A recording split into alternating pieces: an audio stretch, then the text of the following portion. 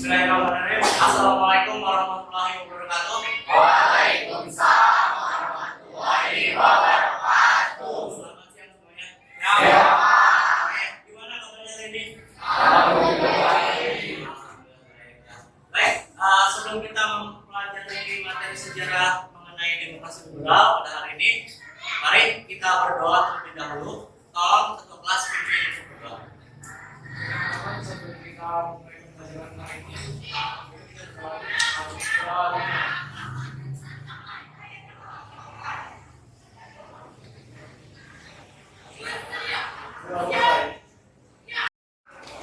Baik, setelah berdoa, semoga apa yang kita bicarakan ini supaya bermanfaat.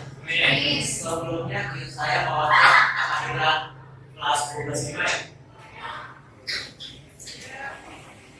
Apa ada yang tidak hadir? Ada semua.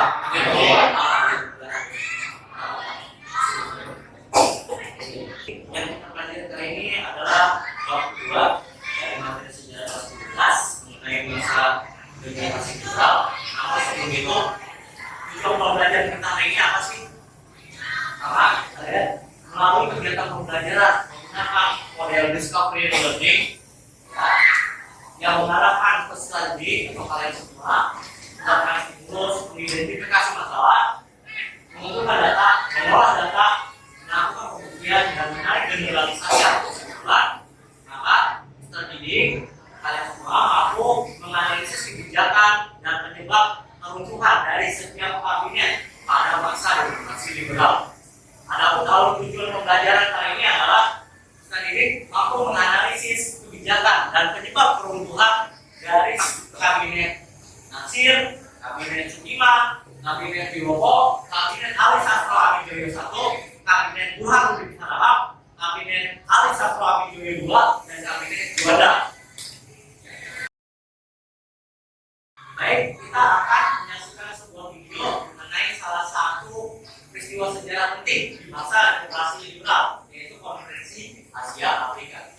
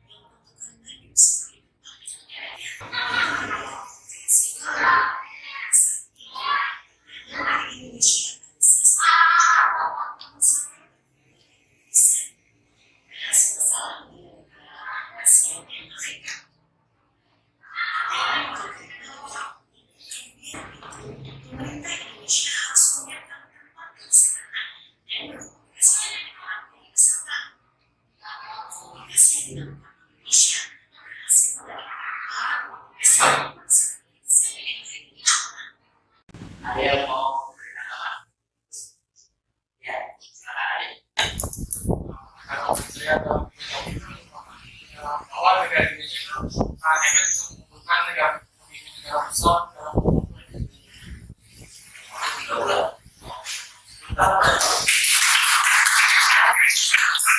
Video mengenai Konferensi Asia Afrika tadi adalah menunjukkan salah satu kebijakan politik luar negeri Indonesia pada masa demokrasi liberal, tepatnya pada masa kabinet Ali Sastro Amijoyo I. Setelah kalian nonton video ini, kalian bahwa negara kita, pemerintah Indonesia ternyata sempat memiliki 7 kabinet dalam rentang waktu hampir 9 tahun di periode 1990 sampai 1999. Ada yang udah pernah dengar? Belum ya? Oke. Makanya, yuk kita pelajari periode masa demokrasi liberal. Demokrasi liberal atau demokrasi parlementer merupakan suatu periode dalam sejarah Indonesia yang berlangsung sejak September 1950 sampai Juli 1959. Penting ya mengenai kondisi politik pertama adalah konstitusi negara Indonesia yang dipakai ketika itu adalah Undang-Undang Dasar sementara 1950. Selanjutnya, di masa demokrasi liberal, sistem pemerintahan Indonesia adalah sistem parlementer, yang mana dalam sistem ini kabinet disusun menurut perimbangan kekuatan partai dalam parlemen atau dalam DPR. Dan suatu waktu kabinet tersebut bisa dijatuhkan atau dilengsarkan oleh para wakil partai di DPR atau di parlemen. Nah, Perdana Menteri adalah kepala dari suatu kabinet, dan Perdana Menteri memegang tugas sebagai kepala pemerintahan. Presiden hanya sebagai kepala negara dan simbol persatuan. Kepala pemerintahannya adalah Perdana Menteri. Nah, Perdana Menteri Indonesia ternyata di periode ini sebanyak 6 orang Perdana Menteri, tapi periodenya ada 7. Kenapa bisa begitu? Ada yang tahu? Nggak tahu. Nah, karena ada 6 Perdana Menteri, yaitu Muhammad Natsir, Suki Manwiryo Sanjoyo, Wilopo, terus ada Ali Sastro Amijoyo, lalu ada Burhanuddin Harahap, ada lagi Juanda. Perdana Menteri ada 6, tapi kabinetnya ada 7. Karena Ali Sastro Amijoyo 2 periode. Oke, sampai sini ada yang mau tanya? Atau mungkin masih kurang jelas? Apa sudah jelas? Oke, jelas ya. Baik, di sistem demokrasi liberal kita juga kenal kondisi mengenai kondisi multi partai. Indonesia memiliki banyak partai politik. Plusnya adalah aspirasi masyarakat lebih banyak yang terakomodir. Minusnya adalah kestabilan politik Indonesia cenderung goyah. Ketidakstabilan kondisi politik Indonesia gara-gara banyak faktor itulah yang nantinya akan membuat pada periode demokrasi liberal terjadi pergantian kabinet sampai 7 kabinet. Ayo bentuk kelompok 7 kelompok ya. Masing-masing anggota kelompok ada 5 orang ya. Nah, 7 kelompok ini nanti kita namakan dengan nama kabinet pada masa demokrasi liberal. Ini dia. Kelompok 1 kabinet Natsir, kelompok 2 kabinet Sudirman, kelompok 3 kabinet Wilopo, kelompok 4 kabinet Ali Sastro Amijoyo 1, kelompok 5 kabinet Burhanuddin Harahap, kelompok 6 kabinet Ali Sastro Amijoyo 2, dan kelompok 7 kabinet Juanda. Rumusan masalah untuk yang kalian diskusikan dan nanti akan kalian presentasikan, ya, yaitu bagaimana kebijakan kabinet pada masa demokrasi liberal. Jadi kelompok 1 yang dapat kabinet Natsir jelasin. Kebijakan kabinet Natsir adalah sekian-sekian dan seterusnya. Lalu kelompok 1 juga nih, misal kabinet Natsir, apa penyebab penurunan dari kabinet Natsir? Jelasin dalam presentasi kalian. Nanti setelah kalian diskusi, setelah kalian buat bahan tayangan, kalian akan maju presentasi, dan yang lain silakan menyimak, lalu ajukan pertanyaan dan saling mendapatkan jawaban.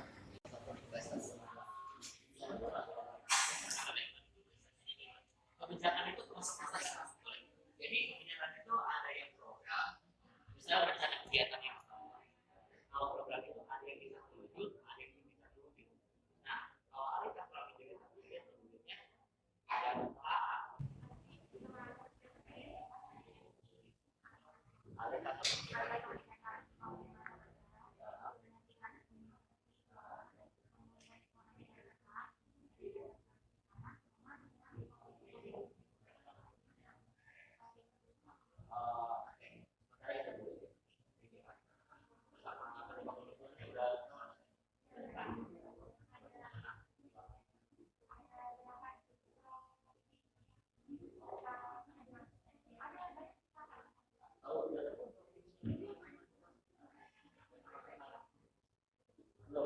jadi dia mau melaksanakan apa di masa pemerintahannya. Terlepas dia bisa terrealisasi atau belum, yang penting udah ada rencana. Programnya yang paling bulan apa? Pemilu. Oh, nah nanti jangan menggunakan pemilu, mempersiapkan pemilu. Karena yang bisa dari pemilu, siapa daerah kabinet berhadir. Kalau tidak baru persiapannya. Kalau persiapan apa namanya? PHR. Terus kalau penyebab corona ini udah dapat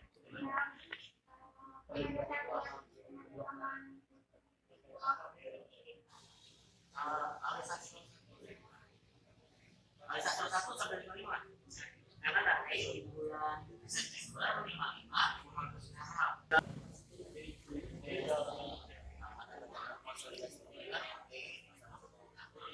Assalamualaikum warahmatullahi wabarakatuh. Waalaikumsalam warahmatullahi wabarakatuh. Ini di sini dari kelompok 1 ini Indonesia Cerita. Indonesia mengalami kejadian menjadi NKRI. Dan kebetulan ada sama ini yang proyek. Nah, pada Januari 1950, Nasir melahirkan sebuah usaha yang dikenal sebagai Mosi Integrasi Nasir. Selanjutnya ada program kerja kabinet. Namanya yang ada konsolidasi pemerintahan. Kabinet Nasir ini tujuannya menyempurnakan struktur pemerintahan sesuai dengan Undang-Undang Dasar sementara tahun 1950.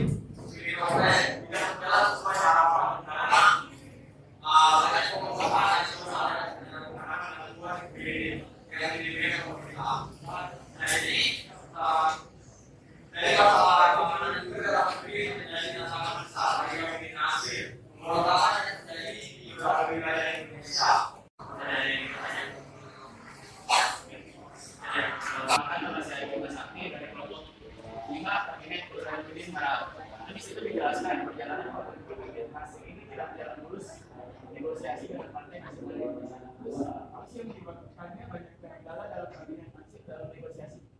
Ya, terima kasih. Jadi apabila ada perbedaan ideologi, Nasir ini adalah istilah memiliki visi politik berbeda dengan NKRI yang memiliki nasionalis dan sekuler.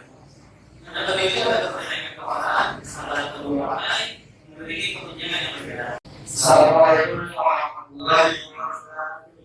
Waalaikumsalam warahmatullahi wabarakatuh. Menjelaskan beberapa ini yang sudah kami buat dalam kabinet istimewa. Kabinet istimewa dibentuk oleh koalisi partai nasionalis dan PNI. Dari sini ada program kerja dari kabinet istimewa. Yang pertama dari Indonesia yang pertama menjalankan tindakan tegas sebagai negara hukum selama memberikan jaminan keamanan. Prestasi kabinet baik. Beberapa prestasi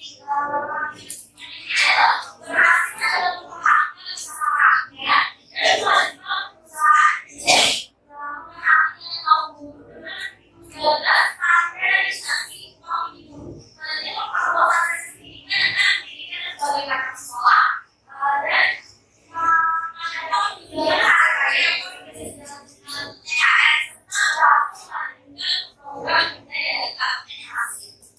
Assalamualaikum warahmatullahi wabarakatuh. Waalaikumsalam.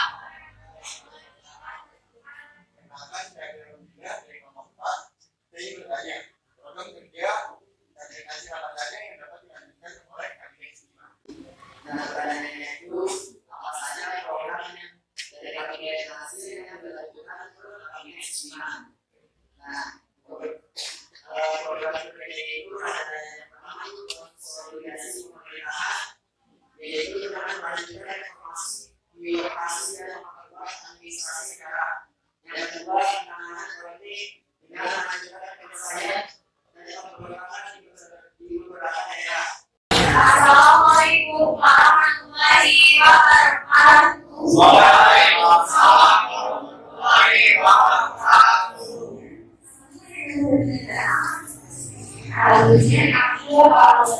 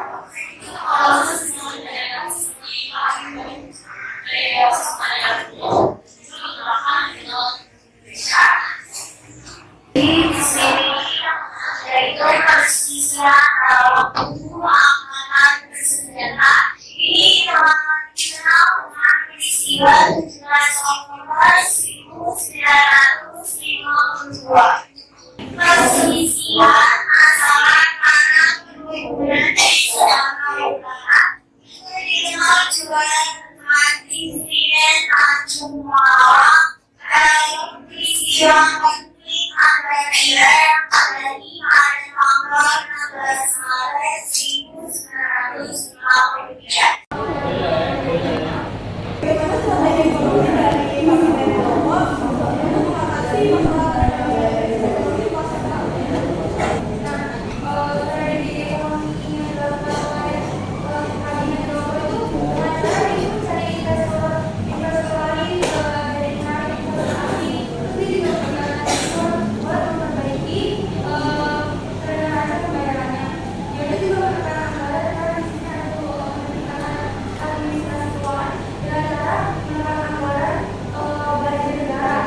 Sebenarnya ada salah satu pengembangan atau perubahan dari kabinet Ansir ya, yaitu mengenai penerapan peraturan pemerintah nomor 39 tahun 1950. Nah, untuk kelompok satu kalau direvisi sedikit ya, peraturan pemerintah nomor 39 tahun 1950 tentang pemilihan anggota lembaga perwakilan daerah, yang mana menurut PP 39 tersebut, orang-orang di Parlemen Indonesia saat itu bilang PP 39 tidak demokratis.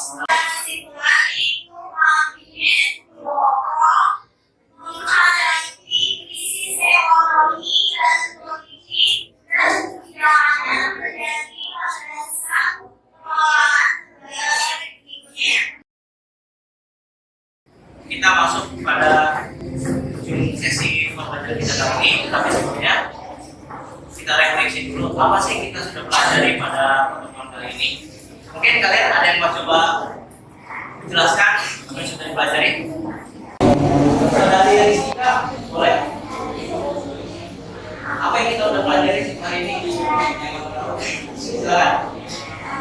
Berdasarkan dari pemahaman yang dari kabinet Nasir, terus Sudirman sama Prabowo, saya menyimpulkan bahwa demokrasi liberal ini berfokus pada mereka itu menyelesaikan tentang hak asasi individu dan juga memberikan kebebasan pendapat. Bagaimana itu? Thank you, Rizka.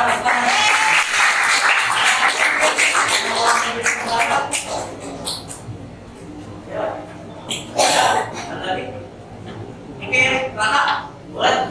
Apa yang sudah kalian pelajari? Silakan.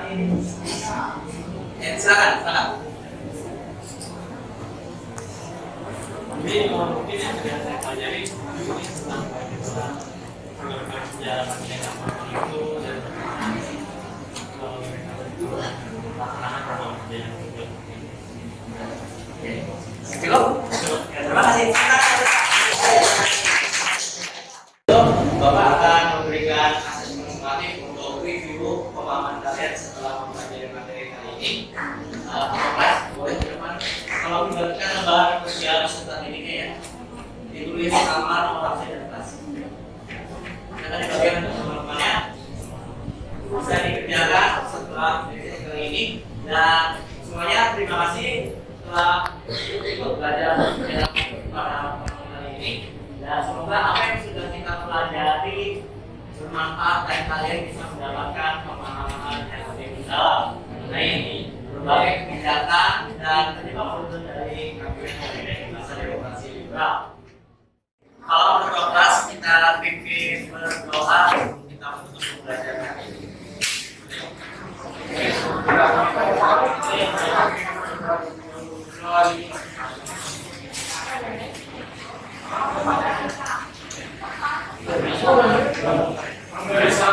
Assalamualaikum warahmatullahi wabarakatuh.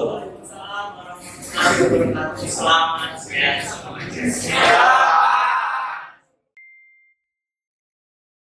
Nama saya Raka Diwangsari Rena dari kelas 11.5. Nah, dari pembelajaran yang tadi Pak Jul sampaikan itu materinya mudah dipahami dan asik juga. Terus dari pembelajarannya juga fleksibel dan Pak Jul itu juga berinteraksi dengan siswanya saat kita diskusi dan membantu. Terus kita juga bisa tahu kayak sejarah secara lebih mendalam, kayak misalnya saya baru tahu kalau misalnya itu tuh ada 7 kabinet tapi sebenarnya orangnya itu cuma ada 6 gitu. Ya udah. Saya Rizka Aurelia dari kelas 12.5. Testimoni saya selama pembelajaran yang telah dilakukan Pak Zul di kelas tadi, pembelajarannya tuh sangat mudah dipahami karena penjelasannya juga sangat rinci sekali. Terus juga pelajarannya juga mengasihkan karena kita bisa berdiskusi dengan kelompok-kelompok lain. Selanjutnya juga pembelajarannya tuh dari Pak Zulnya juga interaktif kepada kelompok-kelompok yang mungkin butuh tambahan materi-materi. Sekian sih dari saya. Terima kasih.